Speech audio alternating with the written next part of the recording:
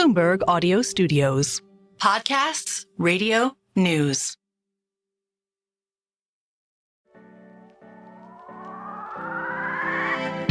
Well, Elon Musk is now the richest person on the planet. More than half the satellites in space are owned and controlled by one man. Well, he's a legitimate super genius. I mean, legitimate. He says he's always voted for Democrats, but this year it will be different. He'll vote Republican. There is a reason the U.S. government is so reliant on him. Elon Musk is a scam artist, and he's done nothing. Anything he does is fascinating to people.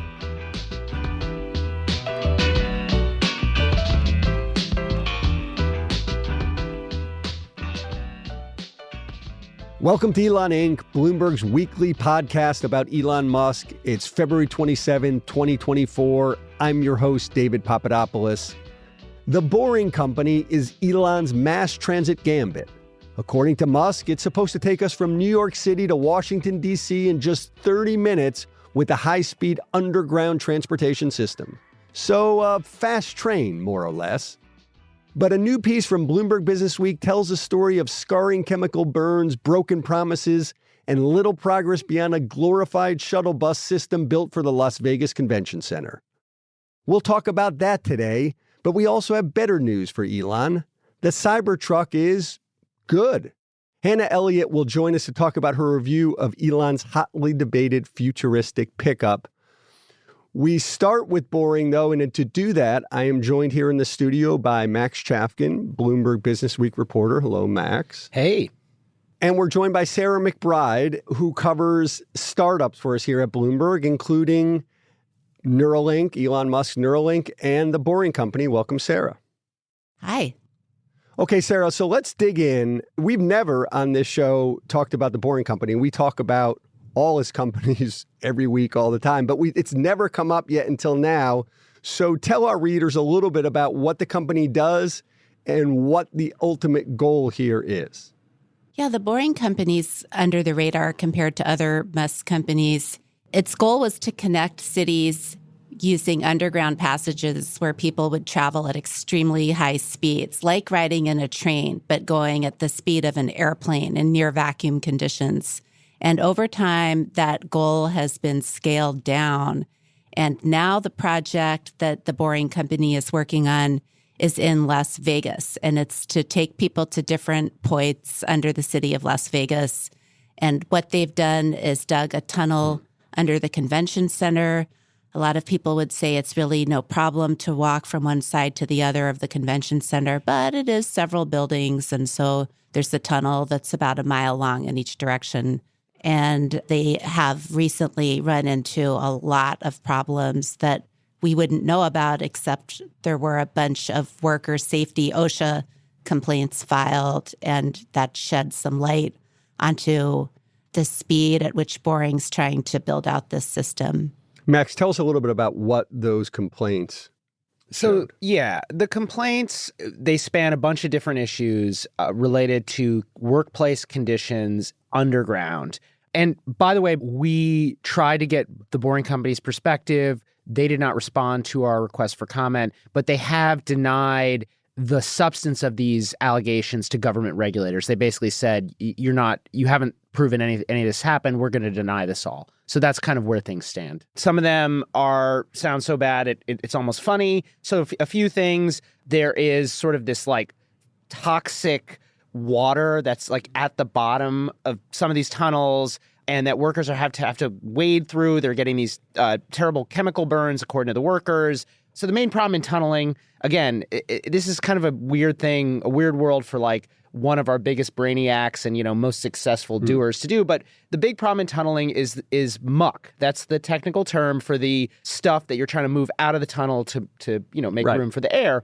And they were just drastically overloading these bins of muck, and one of the muck bins exploded.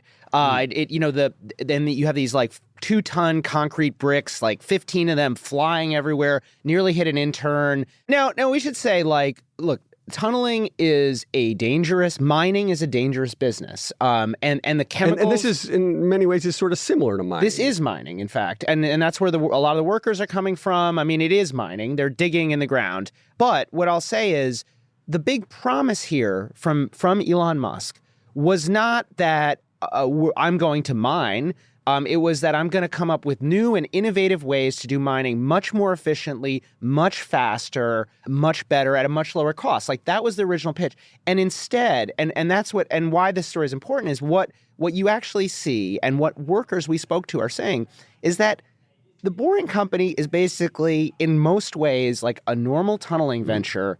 It's just cutting like a lot of corners as they see it. And so instead of coming up with obviously innovative ways to dig tunnels, what they seem to have done, at least by some accounts, is just sort of put workers at risk and force them to work much harder, much longer, and under these, exceedingly difficult conditions that frankly, I don't think many would have accepted if it weren't for the fact that they were like, oh, we're working for this, Elon Musk company. The same reason a lot of people work for him. So, Sarah, there's nothing special about the Boring Company's drilling rigs, just sort of run-of-the-mill mining rigs. In ways, they're worse than regular mining rigs because most mining rigs from big established companies have a lot of safety features built in that we heard that the Boring Company's rigs lack. Let me paint a picture for you of what it was like to be working in one of these tunnels. So last summer was regularly 120 degrees in Vegas. You'd think underground it would be cooler. No, it wasn't. They tried to cool it down in there. It didn't work very well. You go to your job site. You might have to wade through toxic mud and muck. Also, you'd have to duck muck that might be dropping on you from the conveyor belts running overhead. Then when you got into the tunnel, you ran the risk of heat exhaustion. In some of the tunnels, you were not allowed out. These were 12-hour shifts. They ran 24 hours. There was always somebody in the tunnel. You couldn't leave to go to the bathroom. You'd have to get permission. When you did leave, then you might have other incidents in the pit outside. That's where the exploding muck bin was. There was somebody who was driving a forklift with faulty brakes. It fell over. That person was thrown from the forklift. People were getting chemical burns. In one 30-day period, 10 to 15 people got chemical burns. That's not routine. That is really bad. That's very drastic. It is our sense that the scale of these injuries and the nature of the things that were happening there on this mining job are worse and more severe and extreme than you'd see in a typical mining site.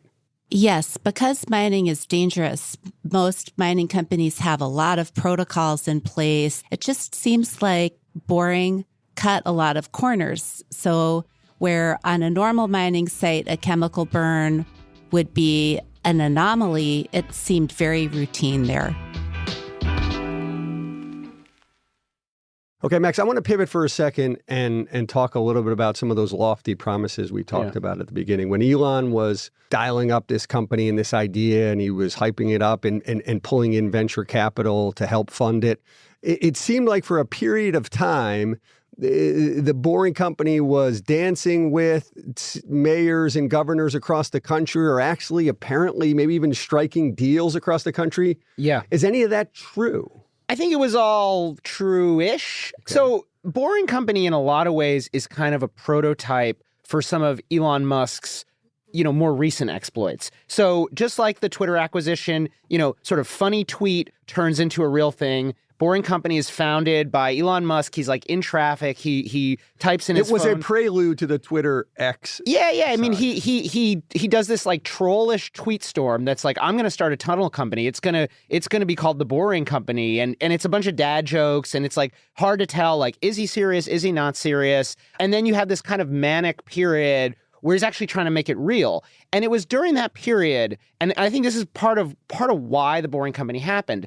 Donald Trump was elected president. A lot of people around Trump, including Steve Bannon and to some extent Trump himself, were saying, hey, we're going to spend $1 trillion on infrastructure. And I think what Elon Musk thought, in addition to being like annoyed that traffic was bad, was that, I have this company, SpaceX. It is really good at taking existing technologies and making them more efficient and selling them to the government. I'm going to do the same with tunnels. The government wants infrastructure. I am going to take some existing technology, make it a little better, frankly, cut some corners, cut the corners that can be cut, and make it way, way cheaper. And that just hasn't happened. Part of the problem, of course, was that Trump talked a big game in a lot of areas, but there wasn't necessarily follow through.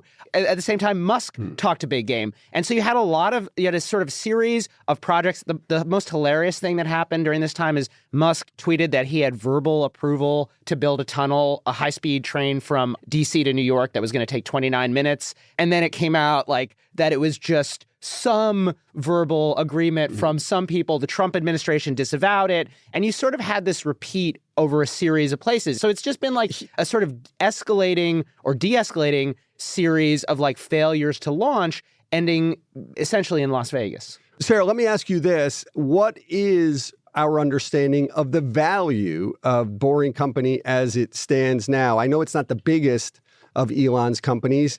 I do know that a year or so ago, it had a valuation of roughly $6 billion, which, by the way, just so we know what we're talking about, if you look at $6 billion companies out there right now in the market, that would be Sunoco, Lyft. Where does Boring stack up right now?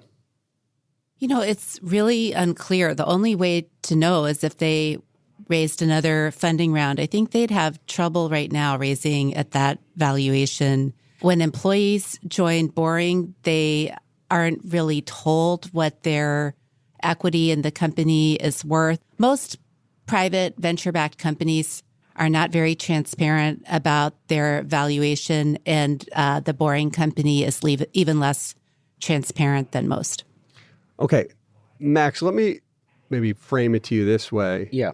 When you're a serial entrepreneur like Elon Musk is, and you're dialing up companies left and right, and you've turned some into absolute behemoths, and others, doesn't it just stand to reason that others just, are going to flop on you? I mean, you can't dial up company after company and they'll all be home runs. Especially if you're running, 6 companies at a time and doing 300 tweets a day. Like they're just not enough hours in the day.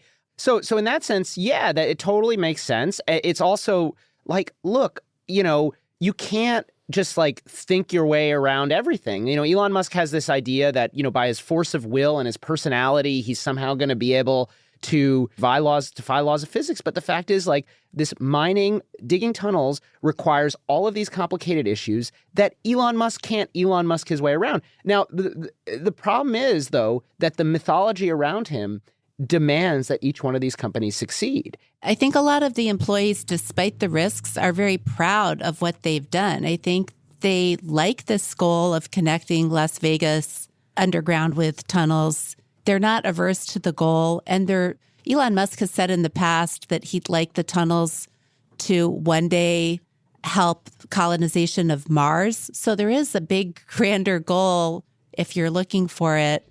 We're going to wrap it up there. It was a great piece that you can find in Bloomberg Businessweek. Sarah McBride, thank you for joining us again. And as soon as you have a Neuralink update, you will holler at us. You'll be first to know. Okay, so we've got Hannah Elliott on. Hannah reviews cars for us here at Bloomberg, and she's also the co-host of a podcast all about cars called Hot Pursuit. Welcome to the show, Hannah. Thanks so much. So, Hannah, we initially talked about the Cybertruck back in December when it was launched, and I feel like we were simultaneously fascinated and found it a little silly. This is what our guy, Mr. Chafkin, sort of speaking for all of us, had to say about it back then. If you're reading Cat Turd and you're watching those SpaceX launches, you are going to buy a Cybertruck. But the truth is, that is a narrow constituency. The big constituency are these kind of sensible car buyers, and that is a group he is not speaking to right now. Now, Hannah, I don't know if you read Cat Turd or if you stare rapt at SpaceX launches, but in your review for us, you called the Cybertruck a paean to brutalism that you absolutely loved. Explain. Yes, I would say certainly it's a polarizing looking vehicle. And I myself have been extremely skeptical of it for all of the reasons that we already know. And we've been talking about it since 2019 or before. So it's kind of just like, oh, get it over with already. We're already done. But to answer your question, I have to say I found it really refreshing in a way because everything looks the same. And on the road, so many new cars are ubiquitous. And the amount of happy and emotional reactions that it caused from people on the street was really endearing and exciting. And I believe that cars should be fun and should make people happy. I think at one point you said it was like being a celebrity being chased by the paparazzi. I don't know if that's a good thing or a bad thing, but you have many, many more friends now. That's true. I don't know if this was a mistake or not, but at the time I thought it would be a great idea to take it to Hollywood Home Depot on a Friday afternoon. I mean, this is a work truck, right? I put my dog in it.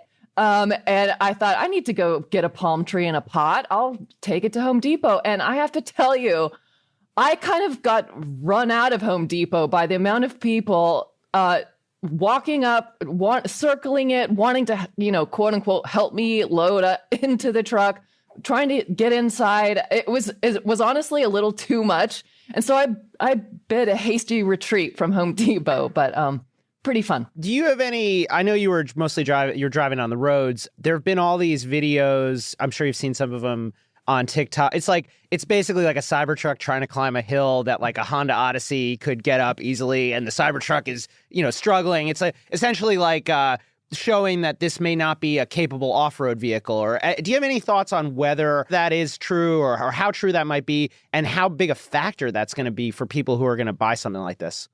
Yes, I will say that I actually rented this truck from Turo, the car sharing app, and James, who was the man who owned it, asked that I not take it off-road. So that's one reason why I did not take it off-road.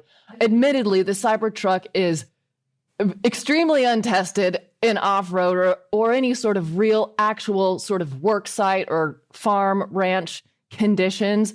I don't for a second think that most people who buy a Cybertruck will be taking it to Moab or will be loading up logs, on the ranch or hay bales. I really don't see that. I don't see that with the Rivian electric truck, for instance. No, I don't either. Then, so Hannah, who is this vehicle for? This vehicle is for tech bros who love Elon. I mean, let's be honest. James, the guy who rented me one from Turo, said he has 2 more on order. He placed the order for this one during the unveiling in 2019. He already has orders in for 2 more.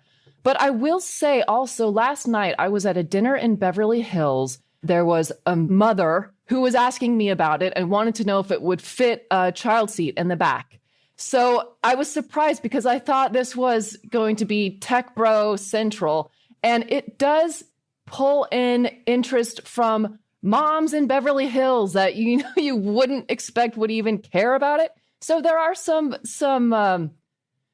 unexpected fans, potential fans, but I think to answer your question, it's fans of Elon, fans of Tesla. So what's the, when you think historically, what's the parallel here? Is it like is it the H2? Is that right? Because we were talking about what's the best case scenario for this thing?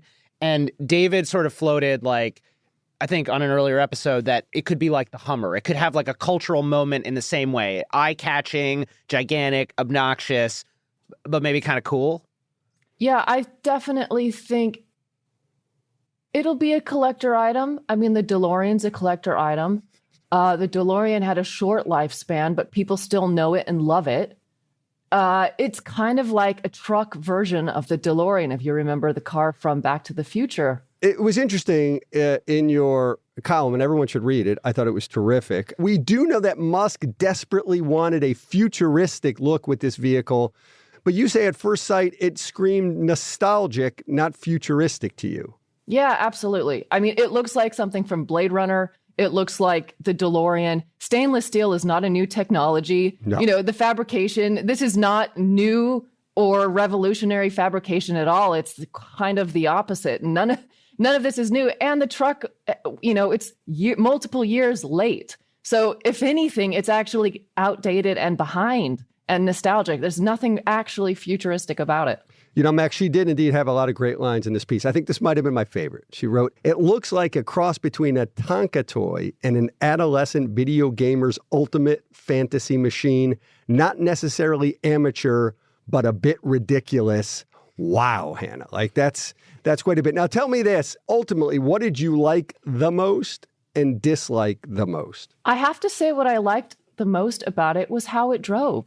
And a lot of it had to do with how surprised I was about the rear wheel steering and the ability for it to navigate small areas like parking lots. I threw it to the valets at Chateau Marmont for lunch just because I wanted to test it. And how did they handle it?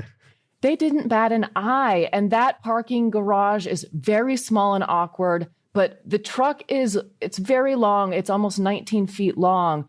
But because of the rear wheel steering, it's actually the turning radius is really good and nimble. Visibility, I thought, was surprisingly good. And so actually the driving, it's obviously it's fast. It's a 600 horsepower vehicle with instant torque. None of this is new or revolutionary again. It's like other big electric vehicles. But it was fun to drive. And from the inside, I kind of forgot how it looked on the outside. So it was fun. And I didn't really worry about range. I got it with about 340 miles on the battery and gave it back with about 200. So, so it's supposed to get 340 miles per charge. Is that your sense after having given it a spin for 24 hours? And by the way, I did note in your piece that renting it for 24 hours, it cost you $1,391. Not cheap. But tell me about the range. Did it seem like you were going to really get those 340 miles? No, those are not real world miles. I mean, anything you do, including even raising the truck height from sort of low to a higher ride height, that reduces range. And your biggest dislike? To be honest, the reason why I wouldn't be able to personally buy the Cybertruck is because of Elon. And I know in my piece I say let's suspend what we really think about the man who created the truck. But for me personally, I couldn't justify giving him my money. So Hannah, just following up on that, taking your framing from the story, if you suspend disbelief about Elon or pretend like Elon is just a completely normal person who doesn't tweet 300 times a day, what was like what's the other? You know what I hated about it? The shifting. And this won't be a surprise to anyone who's driven a Tesla. I hate the on-screen shifting where you use your finger to slide into drive and then slide into reverse. It's just like, give me something a little bit more tangible and engaging than moving an icon with my finger. I got to say, the one thing that really jumped out at me, not just reading your piece, but listening to you again now, is it seems like the crowd around you was almost suffocating. It almost speaks to the fact that like you've got to, you'd want to let these things get out in the wild more properly and let others put up with that. And then if you are so inclined to buy one, and then you get one in a year or so. I definitely think that's true. And it's, like I say in the piece, it's not something you want to drive if you're not feeling especially friendly or talkative that day, or if you're a shy person. Just the way people reacted to it when Hannah drove it around, that might be telling us something. Like maybe there are ultimately more buyers out there That's for true. $77,000 a pop than we think. Hannah Elliott, thank you so much for joining us. Thanks, guys. Okay, so we're going to wrap up here today with a segment we like to bring back periodically, Feud of the Week. Mr. Chafkin, you are going to tell us about our Feud of the Week. I will be honest, I know it's about pies.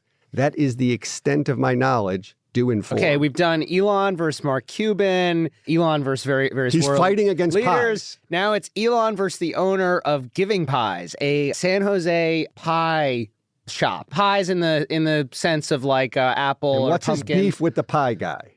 So the beef started on Valentine's Day, ironically, when Tesla ordered a big order. I think it was 2,000 pies from the Giving Pie. I don't know. 2,000 pies. 2,000's a lot. I think they're mini pies. Oh. So, but 2,000 pies. It was a short notice order, and the owner of the Giving Pie said, "Okay, well, I'm gonna." This is a small. I went to their website. This is a small company. Going to bring in all 5 or however many employees in. Definitely, brothers, sisters. They're going to work over the weekend. And sometime in the interim, Tesla canceled the order in a very ungentlemanly fashion by text. This somehow got out, and as a result, first of all, a lot of people felt bad for the Giving Pie owner, and I think she experienced a spike in sales. People trying to make up for the lost orders. And even Elon Musk seems to have had second thoughts, and he tweeted that he's going to make things right with the Giving Pie. We don't Wait know. a minute. Wait. What kind of a feud is this then? Well, I mean, he canceled the pie order. First of all, we don't know that he canceled it. Then he's trying to make it right. David, I think we know. I think we know who canceled this pie order. Okay. So he's promised to make things right. Ergo, okay, give me your pies and... Well, no. He hasn't taken the pies. And that's kind of one of the things that makes me think this feud could go on, because the owner of the pie shop pointedly said that she does not know how he's going to make it right. She hasn't heard anything further. So we have yet to see, what the exact, how this all shakes out. But yes, there is a potential resolution on the horizon. For me, the couple big questions here. Hit me with your best theories and how we got here. So, number one question is who canceled the order? And I think I'm taking notes here. As I said, I think all signs, everything we know about Elon Musk and Tesla and how he manages the company points to the man himself. And, this is a big, I think it was something like $14,000 or something. $16,000. Tesla, as we know, it's as Musk put it euphemistically recently, between growth waves. They're really trying to rein in costs. It would not surprise me, it would not shock me if Elon Musk or somebody close to him saw this $16,000 line item and said, "That's a lot of pies. What the heck? Like, we are not spending $16,000 on pies." Like, not only that, but the Giving Pie, it mostly sells to other. It seems like it does a lot of business with other tech companies. It might signify, everything that he thinks is wrong about Silicon Valley culture. Plying workers with these high-end pies. So that's my suspicion. And then I think the other question, really important question, which may have been the question that Elon Musk was asking, is why did they order these pies? Like, what were the pies? Was this just like... Someone had the munchies. Now, I was talking to Dana Hull, our colleague and podcast panelist, and she was saying, well, maybe it was for Pi Day, which is March 14th. But that is Valentine's Day is a long way from Pi Day, and that would be inconsistent with the last-minute nature of this order. So maybe it was a President's Day pie thing. I don't know. So anyway, we've got a lot of questions. We've got very few answers. I'm going to guess in the pantheon of Musk feuds, man, this has got to rank low, Max, right? This isn't even top 100. No, I mean, I think he really, this was like nearly a disastrous, PR thing for him. Luckily, he stepped in and vowed to make things right, because this is very messy. Wasn't going to be this could be PR, I think. You don't want to make an enemy of a friendly local pie shop. I mean, making enemies with Bob Iger is one thing, but you don't take people on the pie. like pies. I love pies. Same. Okay, Mr. Chafkin, enough of the pie talk. Let's end it there. Thanks for listening to Elon Inc., and thanks for joining me, Max. Great to be here.